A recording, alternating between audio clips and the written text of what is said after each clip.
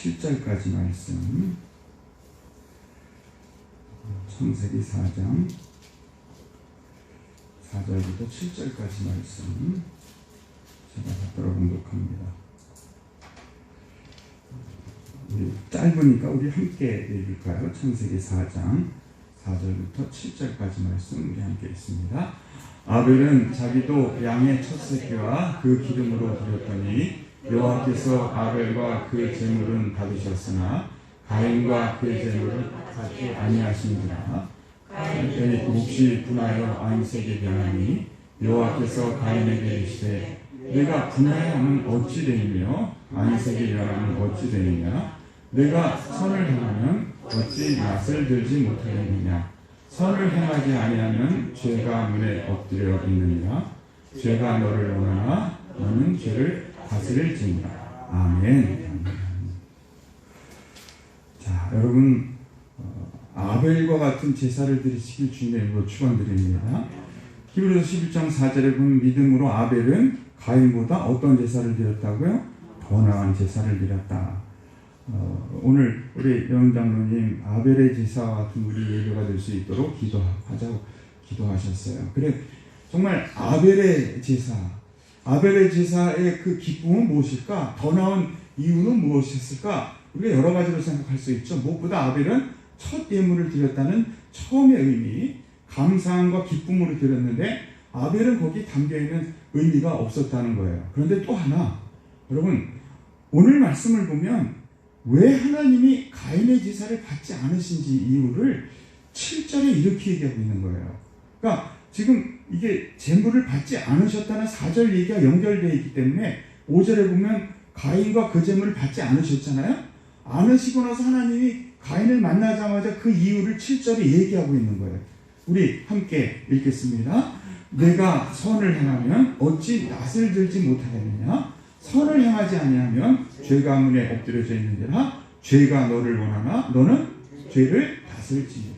여러분 결론적으로 얘기하면 감사함과 처음 제물을 드리는 것도 중요하지만 하나님이 지금 명령하고 있는 것은 네가 죄된 생활을 하면서 나에게 예배 드리는 예배 그 제사는 하나님이 받고 싶지 않다는 거예요. 여러분 실제로 여러분 시편 50편을 가면 제가 여기서 지금 시편 50편을 가면 이런 얘기를 합니다. 성도들을 모으라. 성도들은 나와 무엇으로 언약한 자다? 제사로 언약한 자. 그러니까 예배. 우리 성도들은 하나님과 무엇으로 언약한 자예요?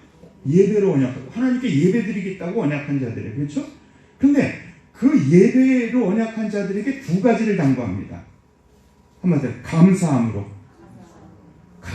하나님께 예배하는 자는 하나님을 영화롭게 한다 이거예요. 그러니까 똑같은 예배를 드려도 우리가 감사함으로 하나님께 예배 드리면 그 순간 누가 영광을 받으세요? 하나님. 즉 가인과 아벨의 차이는 이거죠. 가인은 거기에 감사함이 있었을까요? 없었을까요? 없었어요. 그냥 제물만 드리고 말았던 거예요. 그러나 그 안에 아벨은 무엇이 있었죠? 감사함으로. 근데 여러분 그 시편 50편 그의 결론은 또 하나의 결론. 감사함으로 하나님께 예배 드릴 뿐 아니라 두 번째 한번 더 그 행위를 옳게 하는 자에게 내 구원을 보이리라. 하나님의 구원이 누구에 있냐면 예배하는 모든 자에게 있는 것이 아니라 감사함으로 하나님께 예배드리고 두 번째는 그 행위를 어떻게 하는 자?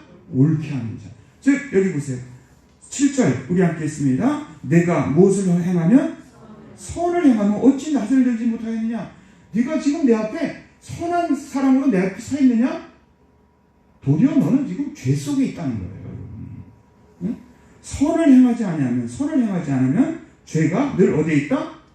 문에 엎드려 있는. 우리 인생이 그렇지 않습니까, 여러분? 열심히 선을 할 때는 죄를 질 생각도 안 하고 죄가 가까이 오지도 않아요. 물론 강하게 올 때도 있습니다. 그러니까 그렇게 선을 열심히 행하다 보면 죄질 시간도 없다는 그런 이야기까지 있어요.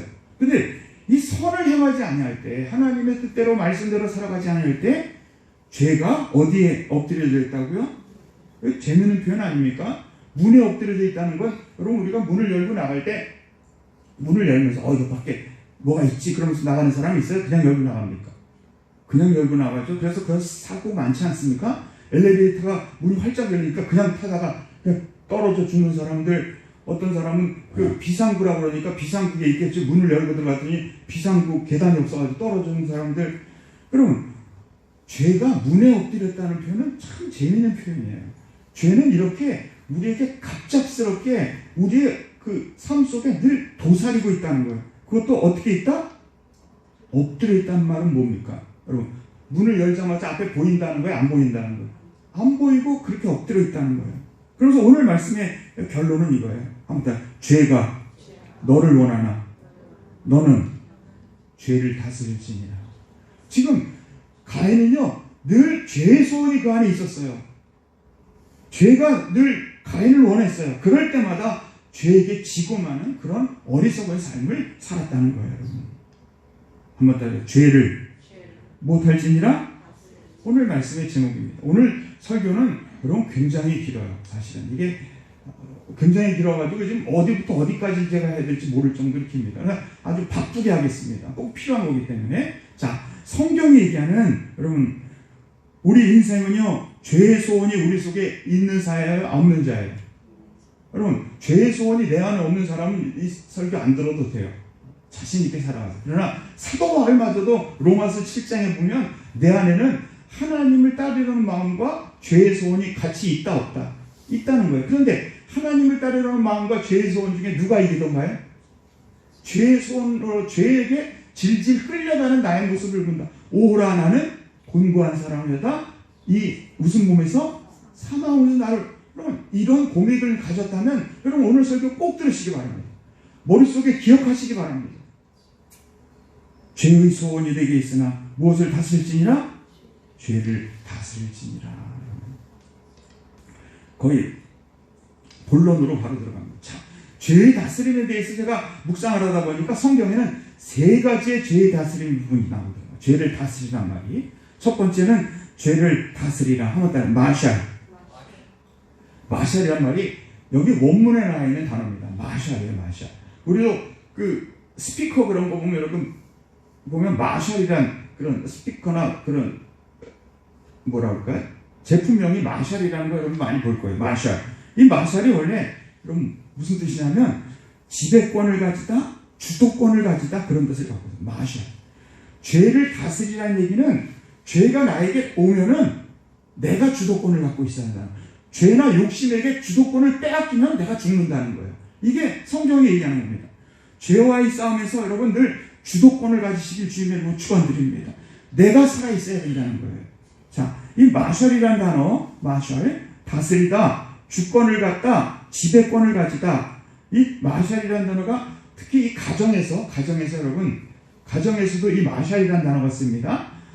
남편이 아내를 무엇해야 된다? 다스리라. 요즘 이런 얘기 했다가요, 페미니스트나 여성학자들에게 혼납니다. 성경은 그런데 얘기하고 있어요. 남편이 아내를 못하라? 마샬하라. 그러니까 다스리라 표현하고 있어요. 그런데 여기 한 가지 여러분들 좀 말씀드릴 것은 성경은 다스림, 즉 지도력에 대해서는 남편에게 주고 있지만 영향력에 대해서는 바로 아내에게 주고 있다는 거예요. 그러니까 어디든지 지도력과 영향력이 함께 동행해 가는 것이지 지도력만 독단으로 가는 것은 잘못된 겁니다. 모든 곳에는 지도력이 있으면 영향력, 대통령이 아무리 지도력이 좋아도 대통령을 향한 영향력이 있는 사람들이 많이 옆에서 보좌해주면 지도력과 영향력이 함께 가면서 비판하고 좋은 길로 가는 거예요. 남편과 아내의 관계도 마찬가지예요. 남편이 마샬, 즉 지도력을 갖고 있지만 아내가 지혜로워서, 여러분 광고에도 그런 얘기가 있죠. 남편은 못하기 나름이라고요? 아내가 하기 나름이라는 거. 영향력을 가지고 장악하면 지도력도 늘 변화되고 굴복할 수 있다는 거예요. 자, 이 마샬이라는 단어가 여기 지도력인데 주권을 잡다, 지배권을 가지다 그런 뜻을 갖고 있어요. 이 말은 뭡니까? 죄가 우리에게 올 때는 이런 거죠. 욕심이 잉태한 즉 뭐를 낳고? 여러분 순서가 이거 아닙니까? 작은 욕심이 잉태하여 무엇을 낳아요? 죄를 낳아요. 욕심이 잉태하여 죄가 되기까지 우리는 욕심이 나를 주도해서는 안 돼요. 주도권을 그에게 딱 뺏겨서는 안 된다는 거예요. 또 죄가 장성하여 무엇이 되느니라? 사망을 이루는. 이 죄와 사망의 법칙에서 우리는 지배권, 주도권을 빼앗겨서는 안 된다는 겁니다. 그래서 성경에 보면요, 네 가지의 죄악, 대표적인 죄악이 있어요. 네 가지, 우리가 늘 주의해야 할 죄악 중에 네 가지를 성경은 얘기하고 있습니다. 먼저 성적인 죄, 두 번째 종교적인 죄, 또 세 번째 형제와 자매에 있는 시기 질투의 죄, 또한 무절제의 죄죠. 이 네 가지에 속하는데 갈라디아서 5장 19절에 보면 성령의 열매 앞에 육신의 열매에 대한 얘기를 하면서 거기서 얘기하는 것이 이 네 가지 죄를 얘기합니다. 자, 우리 5장 19절 우리 함께 했습니다. 육체의 일은 분명하니 곧 음행과 더러운 것과 호색과, 즉 우리의 육신의 열매 속에는 우리 속에 욕망이 일어나는데 그 욕망이 바로 죄를 낳는데 그것이 성적인 욕망이 성적인 죄로 변화된다는 것. 이때도 우리는 마샬, 주도권을 가져야 된다. 그걸 이길 수 있는 자가 되어야 된다. 두 번째 20절에 보면 우상숭배와 주술과, 이건 무슨 죄일까요? 종교적인 죄입니다. 즉 우리가 하나님을 섬기지 않고 다른 것을 섬기려 하는 마음, 만몬을 섬기려 하는 마음, 사람을 섬기려 하는 마음, 우상숭배와 주술, 이 종교적인 죄와 욕망이 우리 속에 싹들 때 우리는 그걸 이겨내야 한다는 거예요. 그 다음 계속 읽겠습니다. 원수 맺는 것과 분쟁과 시기와 분냄과 당짓는 것과 분열함과 이단과 투기와, 여기까지가 보면 다 뭐냐면 시기 질투의 죄, 형제 간의 반목과 갈등의 죄라는 거예요. 여러분, 우리가 세상을 살다 보면 시기 질투의 마음이 생길 때가 있어요, 없어요? 있습니다. 원수까지도 사랑하라 주님 말씀하셨는데 정작 내 형제 자매에 대해서는 먼 사람에 대해서는 원수까지 사랑하면서도 자기 형제 자매에 대해서는 용서하지 않는 사람들이 종종 있어요. 그것도 믿는 사람들이 그런 행동을 하는 거 보면 도대체 이해가 안 됩니다. 여러분, 성경이 얘기하고 있어요. 믿는 자면 믿는 자에게 형제 자매만큼, 멀리 있는 사람 사랑하는 만큼 먼저 가까이 있는 형제 자매부터. 여러분, 성경에 보면 그 형제끼리 반목하고 싸우고 질투함을 통해서 그 가정에 엄청난 그 죄악이 있는 내용을 성경에 많이 봅니까? 안 봅니까? 그만큼 여러분, 우리는 시기 질투의 욕망 때문에 죄악으로 빠지는 사람이 많다는 거예요. 마지막으로 네 번째가 술 취함과 방탕함. 이건 무절제입니다. 사람마다 이렇게 네 가지 죄악이 어떤 사람은 복합적으로 나타나기도 하고 어떤 사람은 그 중에 하나가 특별히 약한 부분이 있을 수가 있고, 여러분 자세히 자기 삶을 보세요. 어떤 사람은 시기 질투에 대한 죄의 욕망이 굉장히 강한 사람이 있어요. 무슨 일만 조금만 갈등이 생기면 그냥 그 안에 그 탐욕이 생기고 남을 미워하고 질투하는 마음. 어떤 사람은요 무절제의 죄. 그죠? 눈 머는 사람들 있죠. 무슨 일 때문에 그 중독에 걸리는 사람들. 여러분, 그런 사람. 또 성적인 죄악 때문에. 이렇게 사람마다 이 네 가지 욕심이 내 마음 속에 만들면서 죄가 잉태하여 무엇을 낳고? 죄를 낳고, 죄가 장성하여 사망에 이릅니다. 여러분, 그 단계 속에서 여러분, 우리는 죄를 어떻게 할지어다? 죄를 다스릴지어다. 죄를 마샬할지어다. 마샬이란 말은 내가 주도권을 갖고 있어야 한다는 거예요. 거기에 주도권을 빼앗기면 우리는 질 수밖에 없다는 거예요. 여러분, 성경에 보면 이런 사람들은, 여러분 성경이 얘기하잖아요. 아무리 신앙생활 열심히 잘하고 믿음생활 잘하는 것 같지만 이런 사람들, 이런 성적인 죄, 종교적인 죄, 시기질투의 죄, 무절제의 죄에 빠지는 사람들은 여러분 성경이 얘기하잖아요. 하나님의 나라를 유업으로 받을 수 있다 없다? 하나님의 나라를 유업으로 받을 수가 없어요. 자, 또 하나 제가 성경 속에 보면 늘 궁금했던 것이 이거예요. 눈이 밝아진다는 게 좋은 뜻일까요? 나쁜 뜻일까요? 여러분, 눈이 밝아지시기 바랍니다. 원래 좋은 뜻이죠. 영적인 눈이 밝아져서 영안의 세계를 보고 성경을 읽고 눈이 밝아지는. 그런데 눈이 밝아지는 나쁜 뜻이 또 하나가 있어요. 이게 뭐냐면 뱀이 여자에게, 창세기 3장 4절 5절에 보면 뱀이 여자에게 너는 결코 죽지 아니하리라. 너희가 그것을 먹는 날에 너희 무엇이 밝아져? 눈이 밝아져라는 표현입니다. 실제로 3장 7절에 가면 이에 그들이 눈이 밝아져 자기가 벗은 줄 알았다 이렇게 합니다. 저는 한때 이런 적이 있어요. 왜 눈이 밝아진다는 게 나쁜 뜻일까? 근데 가만히 생각하면 이렇게 눈이 밝아지는 게 있어요. 아무것도 모르던 순진한 사람이 죄악의 눈이 밝아지는 경우가 있어요, 없어요? 죄악의 눈이 뜨이는 경우가 있어요, 없어요? 근데 그 죄악의 눈이 뜨이는 것이 좋은 걸까요, 나쁜 걸까요? 되게 죄악의 눈이 뜨이고 나면 여러분 그것을 분별하고 멀리 합니까? 그것을 가까이 합니까? 가까이 하고 한번 빠졌다가는 헤어나지 못한다는 거예요. 죄와 욕망에 눈이 띄어서 결국 그로 인해서 파탄의 길을 걸어가는, 우리 속담에도 이런 말이 있죠. 늦게 배운 도둑이 무엇을 세는지 모른다?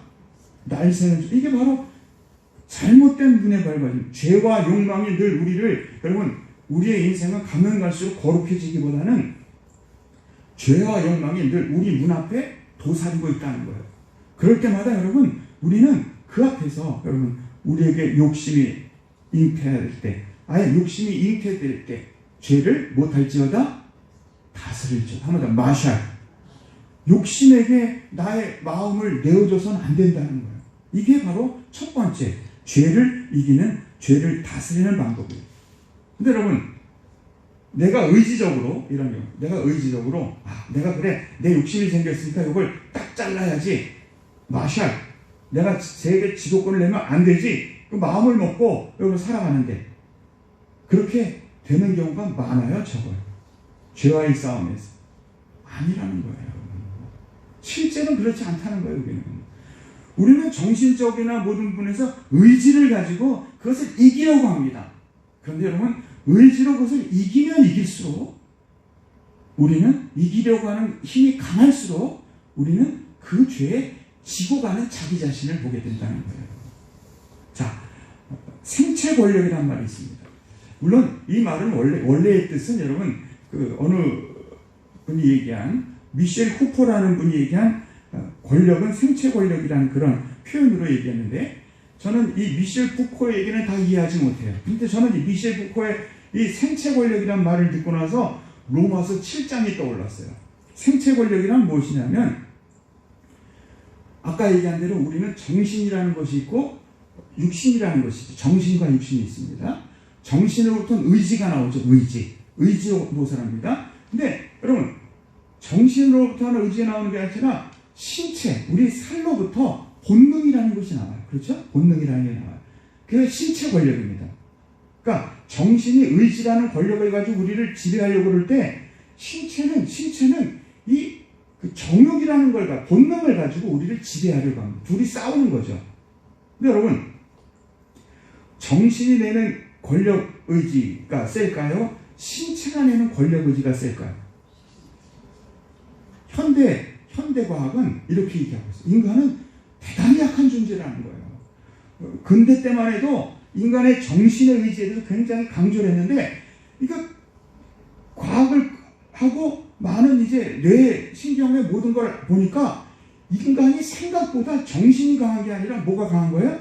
신체가 강하다는 걸 알았다는 거예요. 근데 여러분, 이건 과학 얘기인데 성경도 그걸 얘기하고 있어요. 여러분, 인간이 이성을 가진 존재라고 합니다. 교과서적으로 얘기하죠. 그러나 이성의 정신이 인간의 진정한 면모일까요? 아니라는 거예요. 일종의 본능의 세계인 신체를 인간의 이성이 아무리 짓눌리고 아무리 억압하려고 해도 신체 없이는 정신이 존재할 수 없기 때문에 현대사회에서는 신체가 자아와 동일시되는 경향입니다. 신체에서 나오는 그 우리의 본능이, 한번 더, 육신의 정욕, 안목의 정욕, 이생의 자랑, 이 권력이 우리를 지배한다는 거예요. 이게 엄연한 사실이고, 실제적으로 여러분, 요즘 얘기하는 현대 과학이 풀어낸 숙제요. 이것이 우리가 갖는 문제라는 거예요. 그래서 요한일서 2장 6절을 보면, 이는 세상에 있는 모든 것이 육신의 정욕과 안목의 정욕과 이생의 자랑이, 이는 다 아버지께로 온 것이 아니요 어디로부터 온 것이다? 세상으로부터 온 것이요 이 세상도 정욕도 지나가도 오직 하나님의 뜻을 행하는 자는 영원히 살리라 말씀하는데, 여러분, 우리는 육신을 입고 있다는 거예요. 성경에서 육신이라는 단어는 굉장히 중요한 의미를 갖습니다. 한번 더, 사르크스, 살이라는 거예요. 살. 그냥 육신이 아니라 우리가 갖고 있는 살. 여러분, 살이 없으면 우리가 일단, 물론 우리가 영적인 세계로 돌아가면 달라지겠지만, 이 땅에 사는 동안에는 영혼, 육, 살이 있는 존재라는 거예요. 근데 여러분, 이 살이라는, 프레시라는 이 살, 사르크스가 자체가 갖는 특성이 있어요, 없어요? 본능이 있어요, 없어요? 그 본능이 있다는 거예요. 여러분, 로마서 7장을 한번 읽어보세요. 로마서 7장 사도가 이런 얘기를 합니다. 나의 의지나 무슨 정신 의지가 아니라 이 생체 권력에 지배당하는 자신을 바라보게 된다는 거예요, 여러분. 자, 로마서 7장 18절 이렇게 얘기합니다. 내 속 곧 내 육신 사르크스에 선한 것이 거하지 아니하는 줄 아노니 원함은 내게 있으나 성문을 행하는 것은 없노라. 내 육신, 이 사르크스를 보니까 이 육신의 특징은 나를 선하게 만들려고 하지 않는다는 거예요. 이 안에 있는 이 육신이 갖고 있는 특징이, 여러분 19절 우리 함께 읽겠습니다. 내가 원하는 바 선은 행하지 아니하며 도리어 원하지 않은 바 무엇을 행하는도다? 맞아요, 틀려요? 이걸 현대과학은 지금 발견해냈어. 그런데 성경은 미리 이미 우리에게 지금 사도 바울을 통해 말씀하고 있는 거예요. 너희는 생체 권력이 너희 속에 존재하고 있다는 거예요. 앞에서 얘기한 죄를 다스리는 방법으로 욕심이 내한테 딱 다가오면 내가 지배권을 가져야지, 주도권을 내가 잡아야지. 여러분, 우리는 의지적으로 생각할지 모르지만 재밌게도 우리는 그 의지력을 가지고 내 안에 있는 생체 권력을 이길 수가 없다는 거예요. 자, 20절 로마서 7장 20절 만일 내가 원하지 아니하는 그것을 하면 이를 행하는 자는 내가 아니요 내 속에 거하는 무엇이니라? 내 속에 거하는 죄라 표현. 우리는 우리 속에 죄성을 갖고 있다는 거예요. 21절 이렇게 얘기합니다. 그러므로 내가 한 법을 깨달았노니. 이게 생체 권력 아닙니까? 한번 더. 선을 행하기 원하는 나에게 무엇이 함께 있는 것이다? 악이 함께 있다는 거예요. 우리가 햇살을 받으면 햇살을 받은 만큼 그림자가 있습니까? 없습니까? 있죠? 어떤 빌딩을 지으면 여러분 빌딩을 짓는 만큼 그만큼 깊이 파야 돼요? 파지 말아야 돼요? 여러분 그냥 땅 위에 그냥 놓으면 그 집이 세워집니까? 기초가 있어야 돼요. 기초가 있듯 이 어둠의 명암이 있다는 거예요. 선을 행하기 원하는 나에게 악이 함께 있는 곳이다. 22절 생체 권력에 대한 얘기를 합니다. 우리 함께 있습니다. 내 속사람으로는 하나님의 법을 즐거워하되 내 지체 속에 있는 한 다른 법, 이 지체가 바로 사르크스입니다.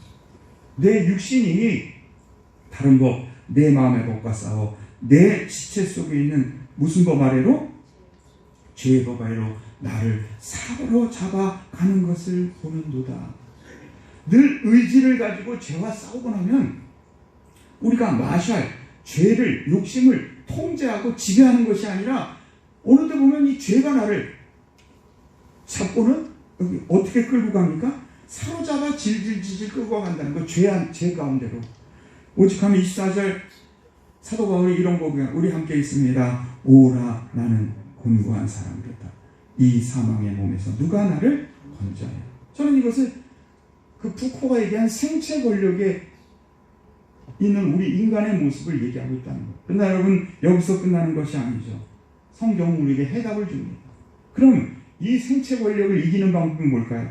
7장 25절부터 우리 함께 읽겠습니다. 우리 주 예수 그리스도로 말미암아 하나님께 감사하리이다.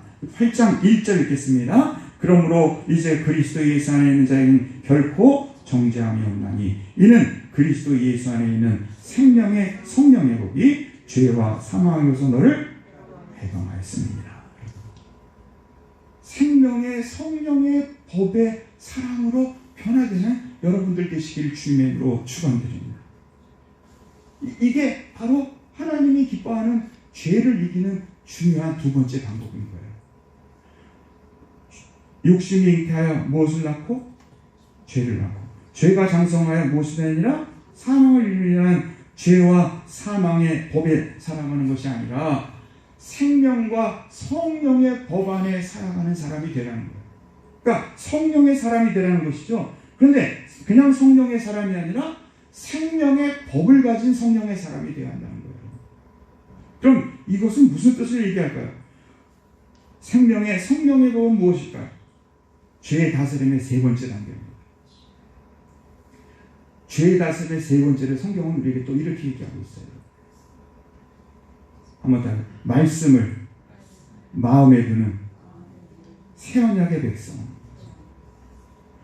예레미야서를 보면 여러분 특히 예레미야서에 보면 죄에 대한 아주 통렬한 비판이 예레미야서에 나옵니다. 예레미야는 이런 얘기를 해요.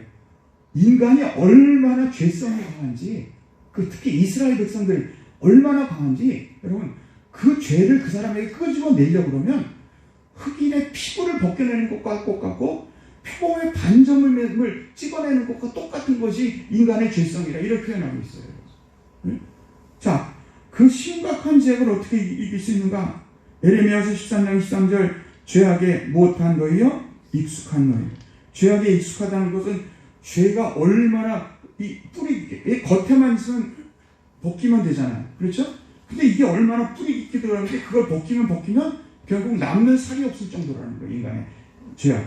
자, 얼마나 심각한지를 예레미야서는 계속 반복해 얘기합니다. 우리 예레미야서 2장 22절 읽겠습니다. 주 여호와 내가 말하노라. 내가 제물로 스스로 씻으며 수다한 비누를 썰지라도 내 죄악이 오히려 내 앞에 그저 있으니. 이게 인간의 존재라는 거예요. 양잿물을 쓰고 비누를 갖다 써도 그 죄악은 여전히 내 앞에 있다는 거예요. 내 앞에. 자, 13장 23절 우리 함께 읽겠습니다. 구스인이 즉 흑인이 그 피부를 표범이 그 반점을 변하게 할 수 있느냐? 변하게 할 수 있어요? 없어요? 변하게 하려면 여러분 이 흑인의 피부를 어떻게 됩니까? 겉만 도려내면 까만 피부가 없어져요? 속까지 다 까맣잖아요. 여러분. 할 수 있을지면 악에 익숙한 너희도 선을 행할 수 있으리라. 이토록 죄악에 깊숙한 그 이스라엘 백성들의 얘기를 하고 있는 거예요. 예레미야서 17장 1절은 또 이렇게 합니다. 우리 함께 읽습니다. 유다의 죄는 금강석 끝 철필로 기록되되 그들의 마음판과 그들의 단풀에 어떻게 됐건을 새겨져 있대요. 죄가 이 안에 새겨져 있대요. 여러분 어딜 가면 이렇게 글을 이렇게 돌에다가 바위에다 써놨는데 얼마나 깊숙이 써놨는지 닦아도 바위를 다 없애야 닦아질 정도의 글씨가 있듯이 우리의 죄악은 우리 속에 그저 마음판과 그 단풀에 그냥 새겨져 있다는 거예요. 그러면 이런 죄악에 익숙한 죄악이 뿌리 깊게 내려진 이 인간은 그럼 구원받을 수 없습니까? 아니죠. 예레미야서는 그 대답을 얘기하고 있어요. 예레미야서 31장 31절에서 34절까지 보면 그 해답을 얘기하고 있어요. 이게 바로 신약입니다. 새 언약입니다. 구약에 이미 예언되는 이제 신약의 시대가 올 거다. 신약의 시대는 바로 이런 사람들이다. 죄가 뿌리처럼 낸 그것을 이길 수 있는 사람들이 이제 그 시대가 온다는 거예요. 그러면서 얘기한 겁니다. 여러분 신약을 우리가 신약의 성경을 갖고 있다고 신약 시대의 사람이 아니에요. 우리가 신약을 공부하고 있다고 신약 시대의 사람이 아니에요. 성경에게는 신약 시대의 사람은 이런 거예요. 자, 우리 31장 31절부터 우리 함께 있습니다. 나 여호와가 말하노라. 보라 날이 이르기에 내가 이스라엘 집과 유다 집에 무슨 언약? 새 언약. 이게 신약 아닙니까? 예언된 예수 그리스도를 통해 있다고 무슨 언약 아닙니까? 자, 33절에 나 여호와가 말하노라. 그러나 그날 후에 내가 이스라엘 집에 세울 언약은 이러하니 이스라엘 집과 세울 언약은 이러하니 이 언약이 곧 함께 읽겠습니다. 내가 나의 법을 그들의 속에 두고 그의 마음에 못하여 기록하여 나는 그들의 하나님이 되고 그들은 내 백성이 될 것이라. 여러분 신약은 신약책을 갖고 있다고 신약 백성이 아니에요. 하나님의 말씀이 내 마음판에 새겨질 때 그가 신약 백성이 될 수 있다는 거예요. 그 마음판에 새겨지지 않으면 여러분 신약 백성이 되지 않고 결국 죄악이 내 마음판에 새겨진 자와 똑같은 자를 살 수밖에 없다는 거예요. 여러분 사랑하는 성도 여러분 한번 따라해보세요. 나의 법이 그들의 어디에? 속에 새겨지는 마음에 새겨지는 묵상하는 성도들이 되시길 주님의 이름으로 축원드립니다. 예레미야서 얘기하는 건 이런 거예요. 죄악에 익숙한 백성이 될 거냐? 무엇에 익숙한 백성이 될 거냐? 말씀에 익숙한 될 거냐? 죄악에 익숙한 자신이 아니라 말씀에 익숙한 자가 되어야 한다. 이것이 바로 신약이라는 거예요. 신약. 여러분. 우리는 오해하는 경우가 많아요. 나는 이제 구약 유대교는 구약이지만 나는 신약까지 믿으니까 신약의 백성이지. 그럼 성경은 그것을 신약이라고 얘기하고 있지 않아요. 신약은 예수님께서 오셔서 이런 말 하잖아요. 내가 너희 안에 내가 너희 안에 예수님이 내 안에 있는 거예요. 또 하나 너희가 내 안에 있잖아. 너희가 내 안에 우리가 예수님을 믿는 겁니다. 그 다음 말에서 내 말이 너희 안에 있으며 하나님의 말씀이 내 안에 있어야 돼요.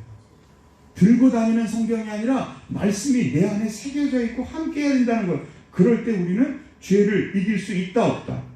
죄의 심각성을 이길 수 있음을 말씀하고 있음을 기억하시기를 바랍니다. 이것이 복음과 율법의 차이요, 구약과 신약의 차이인 거예요. 사실 또 하나 정말 중요한 것이 있어요. 성 어거스틴의 회심에 대해서 오늘 저녁, 좀 시간이 안 이제 가기 때문에 이제 저녁에 할 텐데, 여러분 아마 기독교 역사에 있어서 가장 이 극적인 삶의 변화, 극적인 그 회개의 변화의 모습이 바로 성 어거스틴의 참회록에 나옵니다. 제가 그 부분을 지금 읽어드리고 싶어요. 그런데 한 10몇 분 걸리기 때문에 저녁에 하겠습니다. 근데 여러분 정말 중요해요. 이 성 어거스틴은 어느 정도로 죄악과 친근했냐면, 이게 죄악으로부터 벗어나면 벗어날수록 죄악이 그에게 속삭입니다.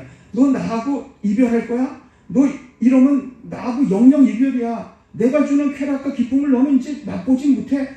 계속 그를 괴롭히는 거예요. 여러분. 잠깐 보면요, 여러분, 그가 한 친구의 그 정원에 가가지고 고민을 하고 있는데, 여러분, 자기가 보기에는 가장 시시하고 실없는 것들, 과거에 뭔가 애착에 자신이 묶여있는 걸 본다는 거예요. 사실 보면 죄악이, 여러분, 죄악이라는 것들이 아주 중요한 거예요. 시시한 거예요. 시시할 뿐 아니라 취약하잖아요. 그런데 그것이, 자, 그러면서 그것이 나의 옷자락을 부여잡고 속삭이는 것이었습니다.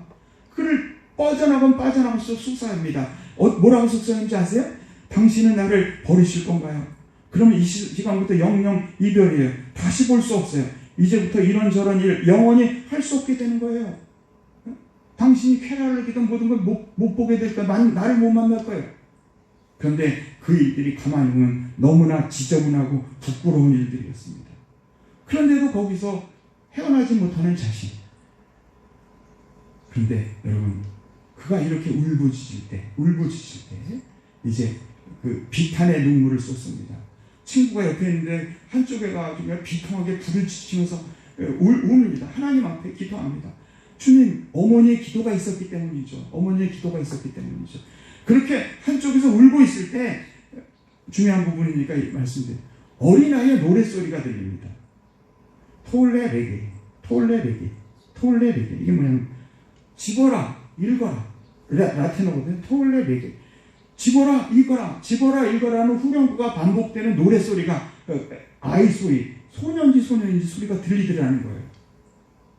하나님의 음성으로 듣고 그 친구가, 저쪽에 있는 친구가 갖고 있던 책이 있었거든요. 사도 바울의 책이 있었어요. 그곳을 향해 달려갑니다. 그리고 집어서 읽습니다.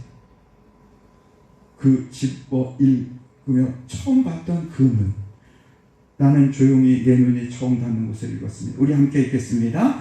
방탕과 술 취하지 말며 음란과 허색하지 말며 쟁투와 시기하지 말며 오직 주 예수 그리스도로 옷 입고 정욕을 위하여 육신의 일을 도모하지 말라.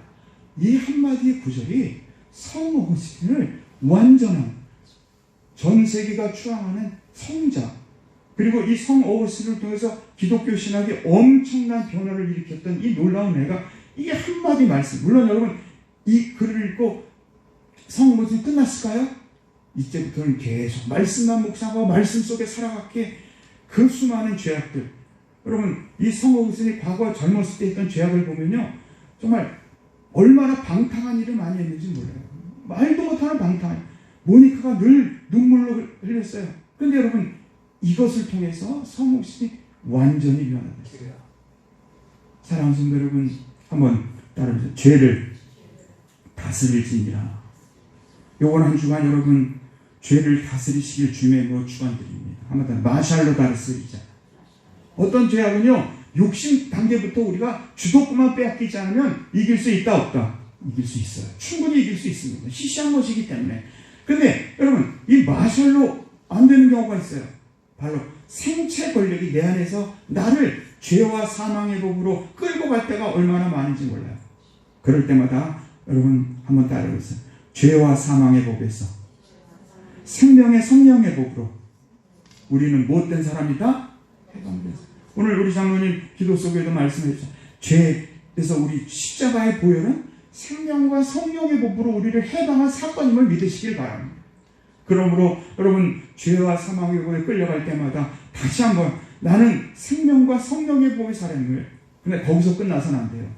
생명과 성령의 법의 사람이 되려면 바로 주님이 말씀하신 새 언약, 신약의 백성, 마음에 하나님의 말씀을 새기고 살아가는, 육신이 이 죄악이 내 안에 새겨지기 전에, 죄악의 불이 내 육신 속에 땡겨지기 전에 성령의 불로, 말씀의 불로 새겨지는 아름다운 성도들. 우리 예레미야서 31장 31절 34절 우리 중요한 부분이니까 우리 함께 읽겠습니다. 나 여호와가 말하라. 보라, 날이 이르니 내가 이스라엘 집과 유다 집에 새 언약을 세우리라. 곧 내가 나의 법을 그들의 속에 두며 기억하여 나는 그들의 하나님이 되고 그들은 내 백성이 될 것이라. 아멘. 죄를 다스리는, 저는 이 설교를 준비하면서도 이런 생각을 해요. 나는 지금 죄를 다스릴까요? 못해요. 저도 못해요 아직. 그러나 여러분, 성경은 우리에게 죄를 다스리는 방법에서 끝없이 말씀하고 있어요. 그게 바로 행복의 길이요, 그게 예수님을 믿는 진정한 길이기 때문입니다. 어떻게 보면 저는 이런 생각을 해요. 우리에게는 하나님이 주신 숙제가 있어요. 죄를 다스리는 숙제를 주셨어요. 죄를 다스리는 아름다운 성도들이 되시기를 주님으로 축원드립니다. 기도하겠습니다. 사랑하는 주님, 오늘 말씀을 통해서, 간에게 주신 말씀을 통해서 죄가 너를 원하나 죄의 소원이 너에게 있으나 너는 죄를 다스릴지니라. 네가 가는 인생의 문 앞에 죄가 늘 도사리고 앉아있으나 너를 노릴 것이다. 그러나 너는 그 죄를 늘 마셔 다스리고 이기라.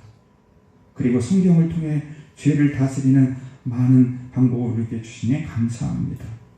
욕심이 내 마음속에 일어날 때 마셔, 주님, 죄에게 주도권을 빼앗기지 않도록, 죄에게 지배력을 빼앗기지 않도록 내가 주도권을 가질 수 있도록 인도하여 주시옵소서. 또한 그러나 주님, 생체 권력이 우리의 육신 때문에 우리가 죄와 사망의 법으로 끌려갈 때마다 주님의 십자가의 보혈을 생각하며 주님의 십자가의 능력을 생각하며 생명과 성령의 법으로 해방된 우리를 다시 한번 발견할 수 있도록 인도하여 주시옵소서. 생명과 성령의 법으로 우리가 주님 앞에 바로 설 수 있도록 주님, 이제는 하나님의 말씀을, 하나님의 법을 내 마음에 기록하고 말씀을 묵상하며 살아가는, 말로만 신약의 백성이 아니라 새 언약의 백성이 아니라 참으로 새 언약의 백성으로 살아가는 우리가 될 수 있도록 역사하여 주시옵소서. 이 모든 말씀 주 예수 그리스도 받들어 간절히 기도드리옵나이다. 아멘. 아멘. 형제여 지체 말라. 죄악의 싸움에서 늘 지체하는 인간의 부족함을 생각하면서 형제여 지체 말라, 오늘 말씀을 생각하며 찬양하겠습니다.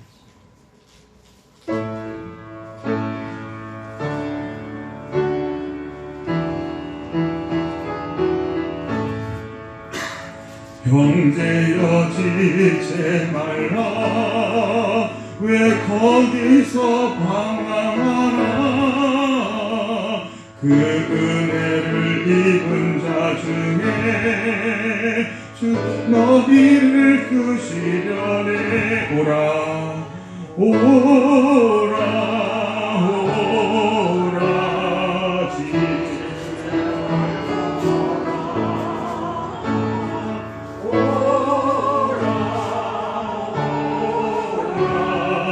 지체 말고 오라.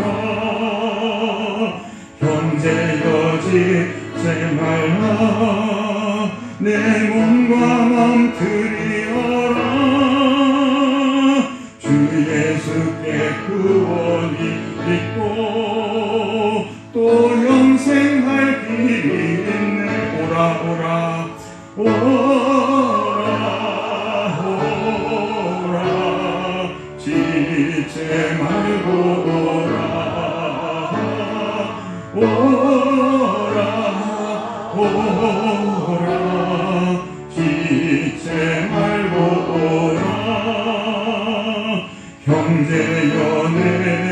맘속에 늘 성령이 권하시네. 왜 주님의 구원을 떠나 죄 가운데 살려하나 죄 가운데 살려하나. 오라 지체 말고 오라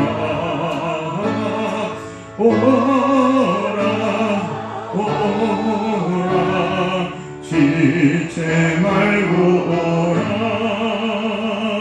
형제여 지체 말라. 이 기회를 잃지 말라.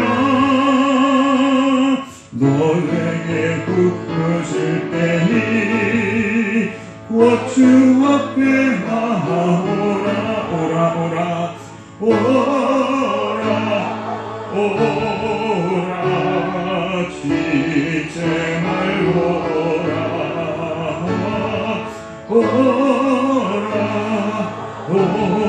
오라 지체 말고.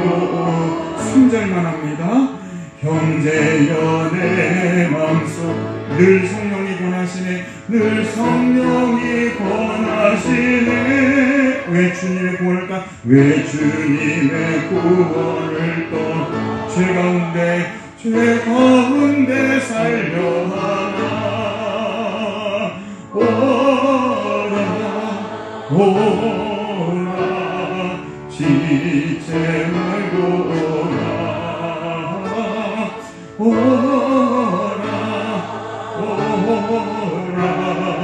지체 말고